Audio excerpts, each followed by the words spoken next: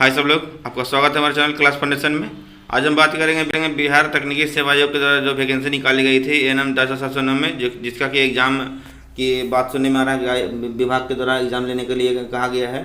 तो उसी के बारे में कि ये वैकेंसी आएगा 2023 नियमावली के अनुसार जो भी वैकेंसी आएगा, मैं 10,709 की बात नहीं कर रहा हूँ। इसमें एग्ज़ाम होगा नहीं होगा अभी इसमें कुछ कहना ठीक नहीं होगा, आगे इसमें देखा जाएगा कि आगे क्या होता है। लेकिन जो 2023 नियमावली है जिसमें एग्ज़ाम लेने की बात कही गई है एनएम के लिए, तो उसका क्या सिलेक्शन प्रोसेस होगा वो सारा आज हम इस पर डिस्कस करेंगे। ठीक है, पहला तो आप जान रहे हैं कि मतलब कि एग्ज़ाम होगा 100 नंबर का एग्ज़ाम होगा, जैसा कि बताया गया है कि 100 भी हो सकता है या 120 भी हो सकता है, या तो 100 नंबर का हो जाए एग्ज़ाम या 120 नंबर का हो जाए, जो भी हो, चाहे 150 जो भी हो, लेकिन मैक्सिमम चांस है कि 100 नंबर का ही एग्ज़ाम होगा आपका।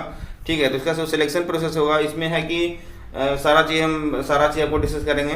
तो जैसे ये 100 नंबर का एग्ज़ाम है, तो आप जान रहे हैं कि कोई लोग बोल रहे हैं कि 30 नंबर लाना है, 32 नंबर लाना है, चाहे जो भी लाना है। तो सबसे बड़ी बात यह है कि इसमें एक समान प्रशासन विभाग का एक आपको इसमें ऑर्डर है, और समान प्रशासन विभाग का जो भी सिलेक्शन प्रोसेस होता है वो इसमें एक मिनिमम क्वालिफाइंग मार्क्स बताया गया। ठीक है, जिसमें कि एक मिनिमम क्वालिफाइंग मार्क्स चाहिए आपको, क्वालिफाइंग मार्क्स आपको चाहिए, मिनिमम क्वालिफाइंग मार्क्स चाहिए आपको, कम से कम उतना लाना। ये नहीं कि आप 10 नंबर लाएंगे तो उसमें आपको फिर जोड़ जाड़ के एक्सपीरियंस जोड़ा जाएगा, ऐसा कुछ नहीं है। इसमें भी एक पेज है जो कि आपको समझना होगा कि आपके एग्ज़ाम में ऐसा नहीं कि आप 20 नंबर ले आएंगे, 10 नंबर ले आएंगे तो चाहे 30 नंबर ले आएंगे तो हो जाएगा, ऐसा नहीं है। इसमें भी एक पेज है कि आपको उतना 100 में आपको उतना लाइएगा तब क्वालिफाई कीजिएगा। ठीक है, तब जाकर आपका मेरिट के लिए आपका आगे प्रोसीड होगा। ठीक है, उससे पहले कुछ नहीं होने वाला है। और ये जो 100 नंबर है, तो इसमें देखिए मैंने सब स्लाइड बना दिया है कि 100 में आपको जो जनरल कैंडिडेट हैं, जो यूआर कैंडिडेट हैं, उनके लिए 40% रहता है। ठीक है, और इसके प्रीवियस भी जो बिहार एसएससी द्वारा जो भी वैकेंसी हुई है, चाहे जो आपको लिखा हुआ रहेगा समान प्रशासन विभाग का, वो जो है आदेश जो है समान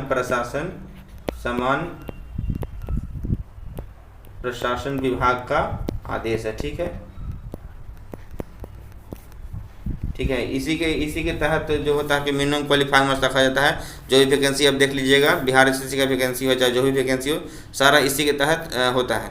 तो इसमें ज़्यादा हम टाइम वेस्ट नहीं करेंगे क्योंकि बहुत फिर वीडियो लंबी हो जाएगी।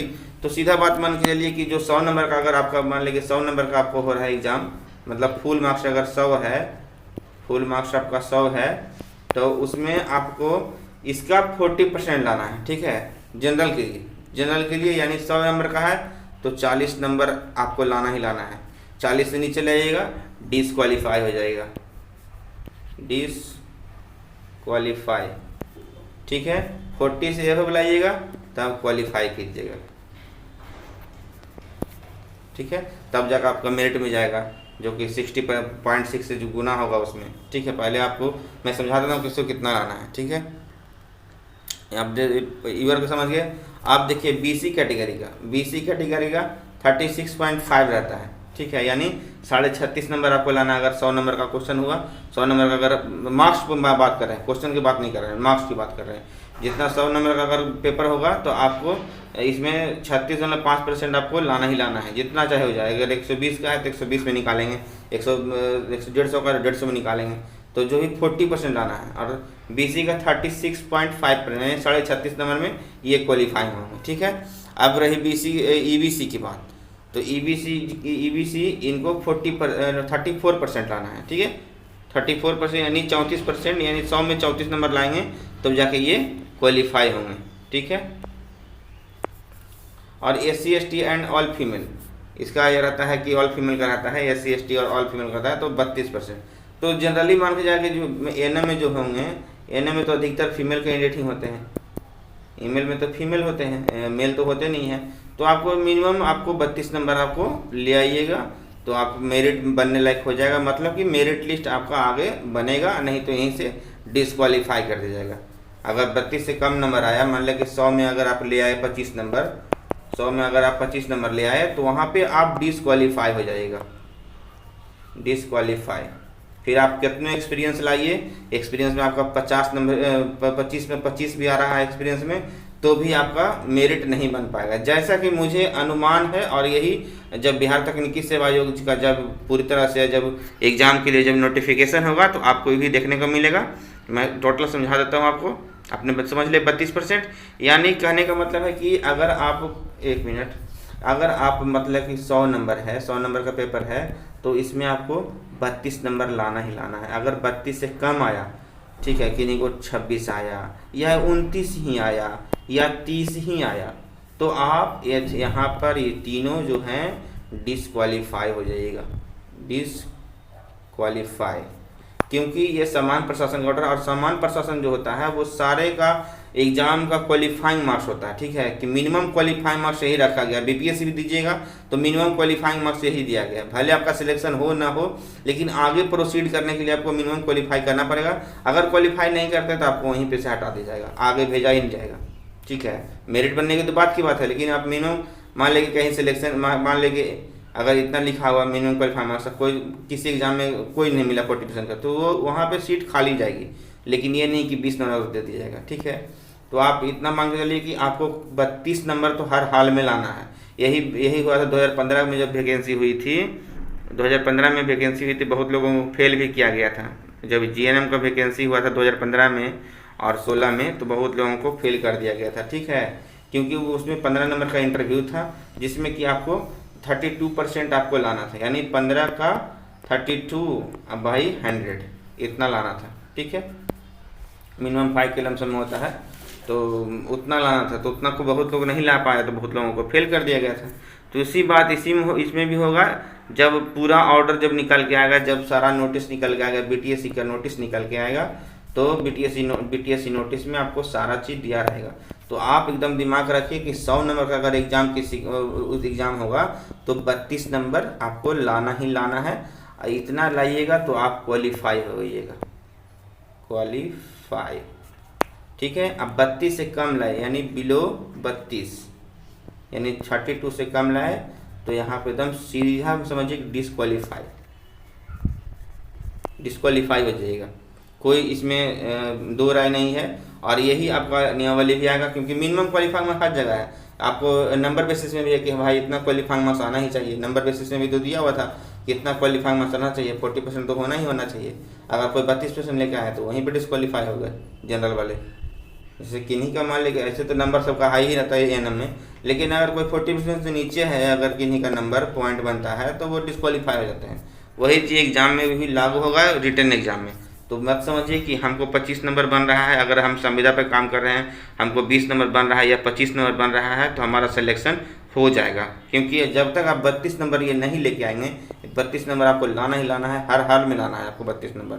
32% की बात कर रहा हूँ, भले ही 120 नंबर होगा तो 32 नंबर उसमें बढ़ जाएगा, फिर ज़्यादा नंबर लाना पड़ेगा। तो मैं 100 में बात कर रहा हूँ, ठीक है। चलिए अब देखते हैं दूसरी चीज़ को। अब यहाँ पे देख रहे हैं एनएम मेरिट लिस्ट जो है, देखिए अब यहाँ पे देख रहे हैं आप एनएम मेरिट लिस्ट बनाने में कितना पॉइंट मार्क्स मिलेगा, ठीक है, मतलब कैसे कैसे मार्क्स मिलेगा वो चीज़ हम आपको बता दे रहे हैं कि कैसे कैसे में मार्क्स मिलेगा, ठीक है। अब देखिए यहाँ पे, अब यहाँ पे देखिए रिटन एग्जाम हम बात किए, रिटन एग्जाम पॉइंट का। तो रिटन एग्जाम का जो नंबर आएगा, जैसे कि आपका मान लें कि किसी को 40 नंबर आया है, यानी 40 नंबर आया है, और 0.6 मैंने इसमें देखिए 6 से गुना करना है, माने कि 60% ही इसका 60%, यानी रिटन एग्जाम का जो पॉइंट बनेगा, यानी जितना मार्क्स लाए हैं उसका 60%, ठीक है, जितना लाए हैं उसका 60% आपको 60% ही जुटेगा मेरिट में, बाकी कुछ नहीं जुटेगा। तो उसको निकालने के लिए कि अगर 40 नंबर आपका आया है तो आप 40 नंबर को क्या कीजिएगा कि 0.6 से गुना कीजिएगा, यानी 40 गुना 0.60, कैलकुलेटर सबके पास होता है, यानी इसमें हो गया 24 नंबर हो गया, यानी 24 नंबर आपका मार्क्स जुटेगा। जो ये बनाने का जो है तरीका है इसमें मेरिट लिस्ट तैयार करने का, कि कैसे कैसे मेरिट लिस्ट तैयार हुआ है। तो पहला तो हो गया एग्जाम, रिटन एग्जाम का। तो ये रिटन एग्जाम का 60% जुटेगा, यानी 60% इसका, और फिर हायर क्वालिफिकेशन का 15 पॉइंट। तो देखिए 15 पॉइंट ये हो गया, एक्सपीरियंस का 25 पॉइंट। तो देखिए 75 और 25 कितना, 100, यानी टोटल जो पॉइंट है ये 100 हो गया आपका, टोटल 100 पॉइंट, टोटल पॉइंट 100, तो 100 में ही मेरिट बनेगा। तो इसमें अब पूरा चीज़ हम बता देते हैं आपको कैसे कैसे क्या मेरिट बनेगा। आप देखिए 24 नंबर आया, मान लीजिए 40 नंबर को एग्जाम में आप लेके आए, रिटन एग्जाम दिए, जाकर परीक्षा दिए, परीक्षा में आपको 40 को नंबर आया। अब 40 काट छाट के जो भी माइनस मार्किंग हो, माइनस मार्किंग में तो और भी नंबर कटता है, तो चलिए काट छाट के सारा 40 नंबर आपको मेरिट में आ गया, मान लीजिए 40 नंबर। अब 40 को 6 से गुना किए यानी 0.6 से, यानी 24 नंबर आ गया, ठीक है। अब मान लीजिए कोई हायर क्वालिफिकेशन है, मान लीजिए कि GNM है, BSc नर्सिंग है, BSc नर्सिंग है, या MSc नर्सिंग है, MSc नर्सिंग जो भी है, मतलब BSc भी है तो ये nursing, BSc nursing, simple BSc नहीं, नर्सिंग, BSc नर्सिंग है, MSc नर्सिंग है, GNM है, जो भी है, तो आपको इसमें 15 पॉइंट अलग से मिल जाएगा। यानी 24 में अगर 15 पॉइंट जोड़ दीजिए तो यहाँ पर देखिए ये हो गया 9 और ये हो गया 3, यानी 39 पॉइंट ये बन गया।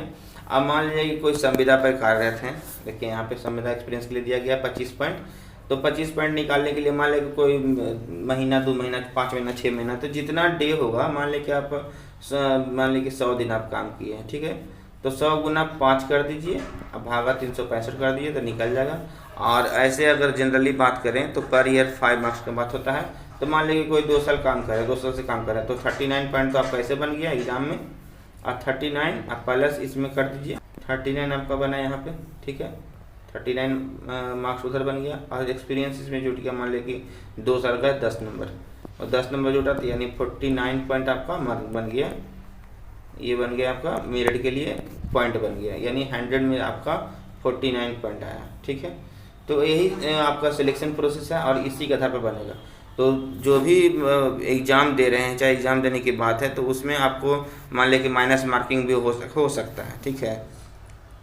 उसमें माइनस मार्किंग में क्या होता है कि मान लें आप तीन गलत किए हैं, अगर 3 उत्तर आपका गलत हो गया तो एक जो सही बनाए होंगे वो भी ख़त्म हो जाएगा, 1/3 होता है तो, और 1/4 होता है, तो मान लें 4 गलत किए हैं, 4 अगर गलत हुआ तो 1 कट जाएगा, 4 गलत हुआ तो एक जगह पे एक सही वाला कट जाएगा आपका मार्क्स, ठीक है, ये माइनस मार्किंग होता है।